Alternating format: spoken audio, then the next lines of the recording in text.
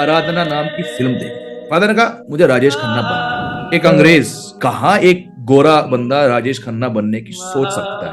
मैं खुद को मिटा दूंगा। आपने भी एक्टिंग करी 2008 से। यदि आपने मुझे अपने प्रोजेक्ट में शामिल किया ना, या तो आपका प्रोजेक्ट डूबेगा या कहीं ना कहीं आपके एडिटर ना मुझे बाहर कर देंगे। I got a chance to be in Rocket Boys.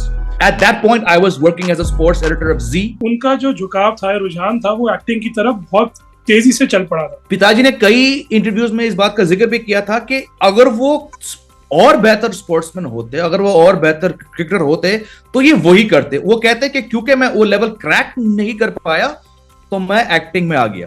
सच्चाई तो ये है कि उसी फेज में जब वो 19 की उम्र में अमेरिका को छोड़ के वापस इंडिया आए थे, तो पहले उन्होंने कुछ ऑड जॉब्स किए थे। वो स्टूडेंट टीचर थे, डॉम पेरेंट थे वुडस्टॉक में। वुडस्टॉक की पोस्टिंग के बाद जगाधरी एक जगह है हरियाणा। Yes yes. तो वहां पे एक स्कूल था, एक क्रिश्चियन स्कूल था। पिताजी की वहां पे जॉब लग गई एज अ स्पोर्ट्स टीचर। तो अगेन ट्रैक चल रहा है स्पोर्ट्स का, कोई लक्ष्य है नहीं, ठीक है, बट इंजॉय कर रहे हैं लाइफ को, स्पोर्ट्स खेल रहे हैं। एक दिन उनका जो एक जिगरी यार है डेविड सिंह, पिताजी और डेविड सिंह अपने अपने साइकिल्स पे बैठ के जगाधरी से खेतों बीच, उस टाइम खेत बहुत है, आजकल तो हाईवेज है, खेतों बीच ये दोनों लोग जगाधरी से यमुना नगर गए थे आराधना नाम की फिल्म देखने।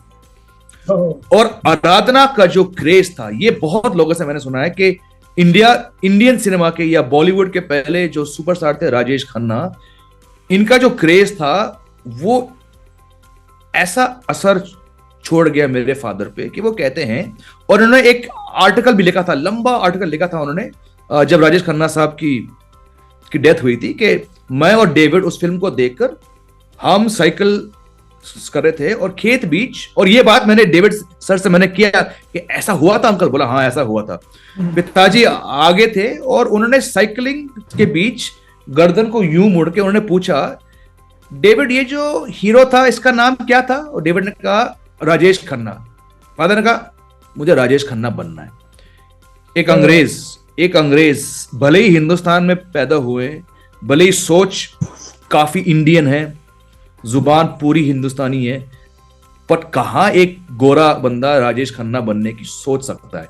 जन्म वहां से हुआ था। उसके बाद उन्होंने थोड़ा रिसर्च किया कि अगर एक्टर बनना है तो क्या करना है, कहां जाना पड़ेगा। उस टाइम सिर्फ और सिर्फ FTI आया था। पिताजी ने एक अखबार में एडवर्टाइजमेंट देखा था जहां पे FTI की एप्लीकेशन थे। अब किसको बोले, पिताजी का डर कि क्या बोलूंगा मैं अपने फादर से, एक्टर बनना है, तो उन्होंने बिना किसी को बोले, शायद एक दोस्त को उन्होंने कहा था, वो एप्लीकेशन भेज, अगेन बाय खत, 1971 की बात हो गई, 71 72 अर्ली 70s, भेजा, पुणे भेजा। बहुत समय के बाद वहां से रिप्लाई आया कि okay you need to report to फिलाना जगह दिल्ली में ऑन सर्टेन डेट। पिताजी मसूरी में कुछ नहीं बोल सके अपने फैमिली वालों से, बाइक ली किसी से, मोटर बाइक से मसूरी से दिल्ली ड्राइव किया। वो कहते हैं कि जब वो पहुंचे तकरीबन 800-900 कैंडिडेट्स उस जगह पे खड़े थे। पिताजी ने कहा बेटा लौट जा, तो ये नहीं होगा, बिकॉज एक मोटर बाइक पे बैठ के लंबे बाल वाला, दाढ़ी वाला, गोरा, वहां ब्लू आइड बॉय वहां पहुंच गया, और सामने और पिताजी ने कहा थे उस 800 की भीड़ में ऐसे हैंडसम बंदे खड़े थे, बॉडी बिल्डर लोग खड़े थे। मैं क्या करूंगा, लेकिन फिर भी नहीं, मैं आया हूं, मैं ट्राई तो करूंगा। उन्होंने इंटरव्यू दिया, पास हुए। उस 850-900 की भीड़ में से वो कहते हैं कि 3 एस्पायरिंग एक्टर्स को चुना गया था। टॉम ऑल्टर, गोरे नीली आंखें वाले ब्लॉन्ड हेयर वाले टॉम ऑल्टर, फुनसॉक नाम का लद्दाखी और सेंट स्टीवेंस के पड़े हुए पॉश बेंजामिन गिलानी। 900 की भीड़ में से इन 3 लोग को चुना गया था। तो आप समझ सकते हो, व्यूअर समझ सकते हो कि कुछ तो खासियत थी इन तीन लोगों में। और मैं इन दोनों, इत्तेफाक ताज्जुब की बात नहीं कि आज भी मेरे पिताजी को गुजरे हुए 6 साल हो गए, मैं आज भी रेगुलर टच में हूं उनके सारे दोस्तों में से। फुनसौक लद्दाखी और बेंजी साहब, ये दोनों से ज्यादा मेरा संपर्क रहता है। तो ये, लेकिन इसमें एक पैरेलल और जुड़ा, क्योंकि वो पैरेलल पूरा नहीं हो सकता जब तक हम आपकी एक्टिंग की बात नहीं करें। बिकॉज आपने भी एक्टिंग करी 2008 से, आपने कुछ फिल्मों में काम किया और आपने अभी रिसेंटली 2 बहुत बड़े प्रोजेक्ट्स में काम किया है। रॉकेट बॉयज जो सोनी लिव पर है, which is an amazing series, super duper blockbuster series, आपने उसमें एक रिपोर्टर का एक रोल निभाया। और आर्चीज जो यंग ब्रिगेड है उनकी जो मूवी है उसमें आपने अगेन रोल किया। तो आपको फिर एक्टिंग का जो चस्का था, देखने का, सुनने का, उसको करने का चस्का कब पड़ा, और ये 2 रोल्स में आपको करके कैसा लगा? पहले आते हैं सबसे इंपॉर्टेंट सवाल पे कि, और ये बहुत बार जब लोग मुझसे पूछते, अगर ये मुझे करना था इस चेहरे के साथ, इस रंग के साथ, तो मैं बहुत बहुत बहुत पहले शायद वो खत लिखने के बजाय मैं 2003 पे कॉलेज से पास होके मैं भी एक्टिंग कोर्स लेता। मैं भी horse riding, dancing, acting, judo karate, जो भी उस समय के प्री रिक्विजिट्स थे एक एक्टर बनने के, मैं वो करता। मेरे अंदर, सच बात है, मैं बिल्कुल सच कह रहा हूं, मेरे अंदर वो आग नहीं थी, वो भूख नहीं थी। क्यों?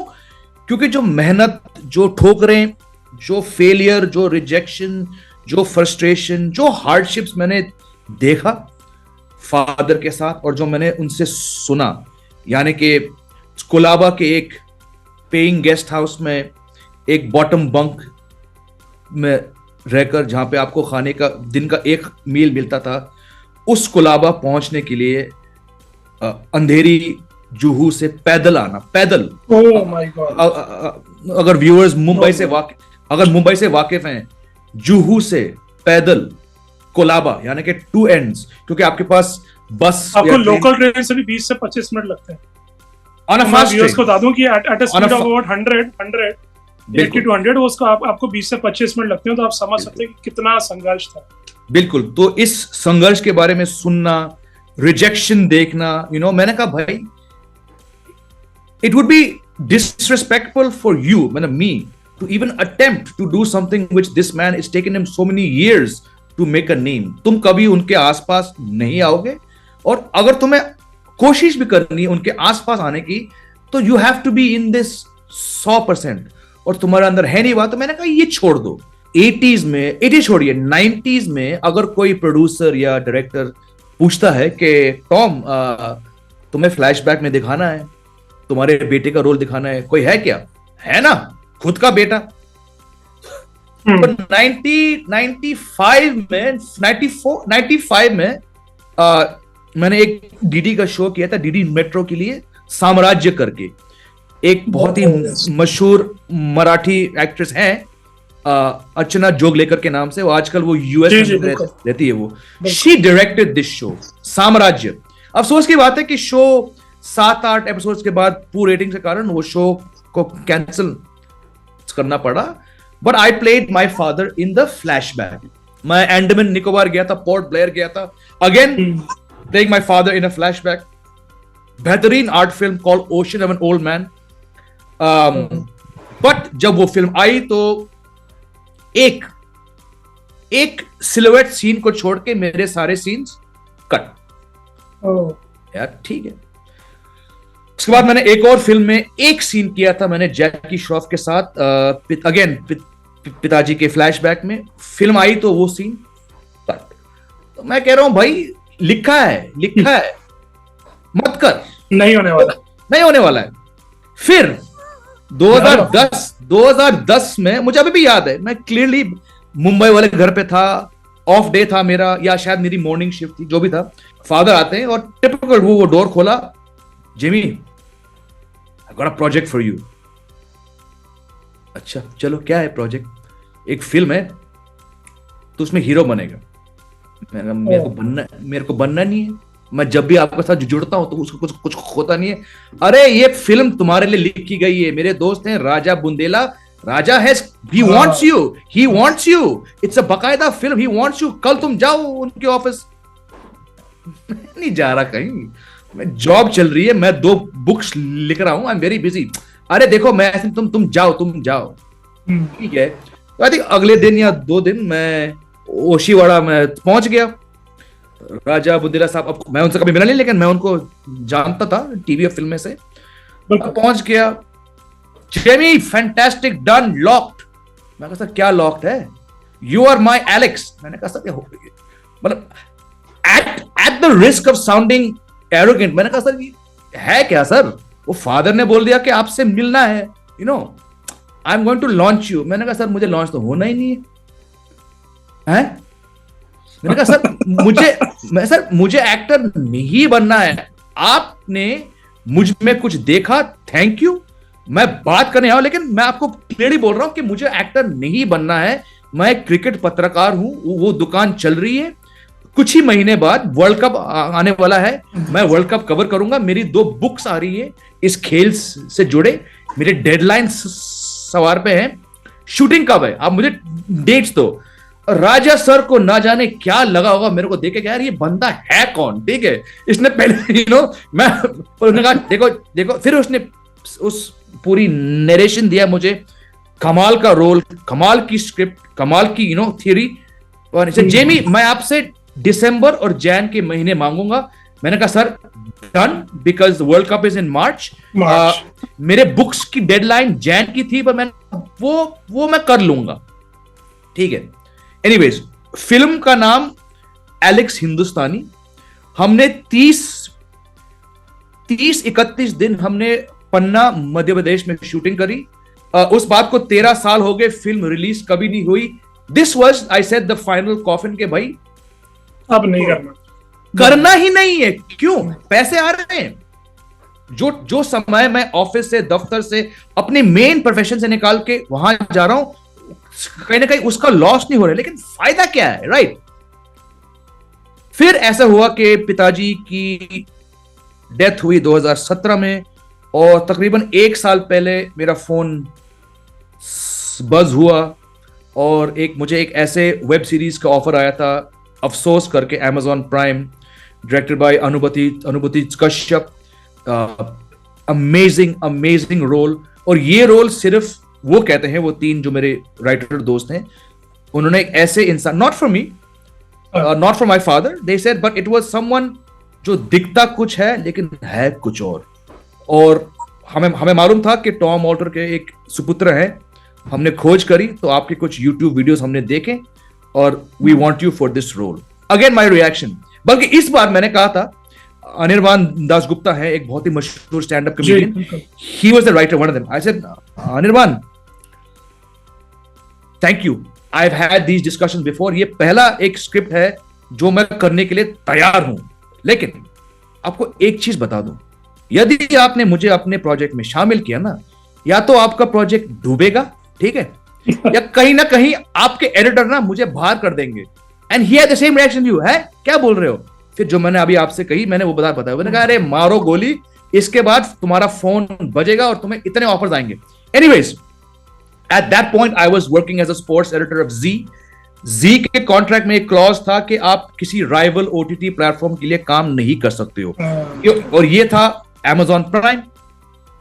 तो मैंने अपने बॉस से कहा था, बॉस और मेरी अच्छी बनती थी, तो मैंने कहा एक दोस्त है आपकी तरह, वो भी बंगाली है, उसने एक शॉर्ट फिल्म लिखी है, सिर्फ 3 दिन का काम है, मैं वीकेंड को जाऊंगा, मैं 1 दिन का लीव लूंगा, आपको कुछ नुकसान नहीं पहुंचाऊंगा, and also I had a very good reputation of being a good man manager. तो बॉस न्यू कि अगर जेमी जा रहा है तो डेस्क पर कोई इंपैक्ट नहीं पड़ेगा।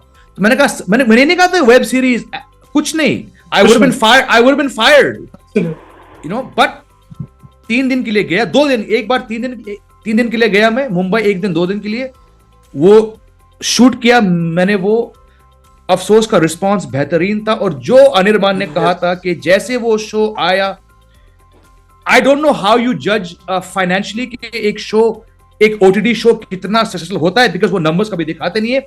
रिव्यूज ठीक ठाक थे, फीडबैक अच्छी थी, और मेरा फोन फिर बजने लगा कि सर आप कहां थे इतने सालों से। मैं खुद शॉक कि मैंने इतना अच्छा काम क्या किया। फिर मुझे बहुत जल्दी रियलाइज हुआ कि इट्स नॉट अबाउट कि तुमने अच्छी एक्टिंग करी या खराब एक्टिंग करी, तुमने दिखा दिया कि एक गोरा इंसान लगान वाली हिंदी नहीं बोल रहा है।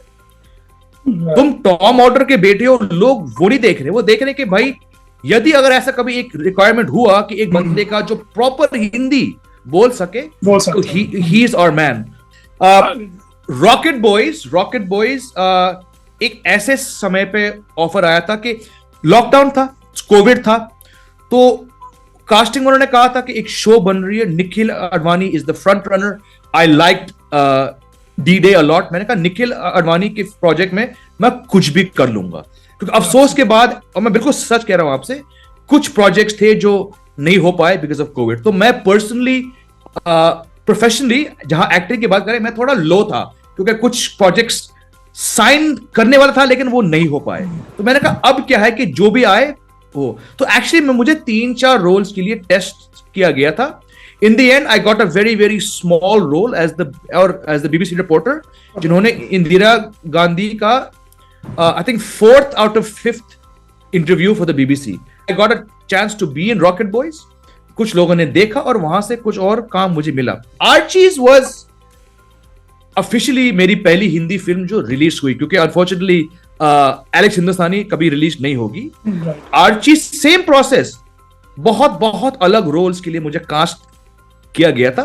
फाइनली क्योंकि मैं दिखता कुछ और हूं, मैं उन रोल्स के लिए फिट नहीं हुआ, but they said Zoya likes you, so they are going to make a character for you. और माइक गोम्स का जो किरदार था उसको थोड़ा ट्वीक किया गया था टू अकोमोडेट मी। रोल बहुत छोटा था, लेकिन यार नेटफ्लिक्स की फिल्म, जोया अख्तर की फिल्म, कौन इंसान उसको मना करेगा। Unfortunately on a personal level जो कुछ सीन्स कम हुए, अफसोस है उस बात की, लेकिन माइक गोम्स का character in the bigger picture काफी इंपॉर्टेंट था। और आखिरी में जो एक खुलासा होता है उनके थ्रू, वो फिल्म की नैरेटिव में बहुत इंपॉर्टेंट था। One of the highlights of the film. Thank you sir, thank you. आपको आपके दोनों प्रोफेशंस के लिए, या कोई और भी अगर होने वाला है, उसके लिए बहुत बहुत शुभकामनाएं। Thank you so much. Thank you very much. कहाँ समय निकल के, I don't know, it's been an absolute pleasure.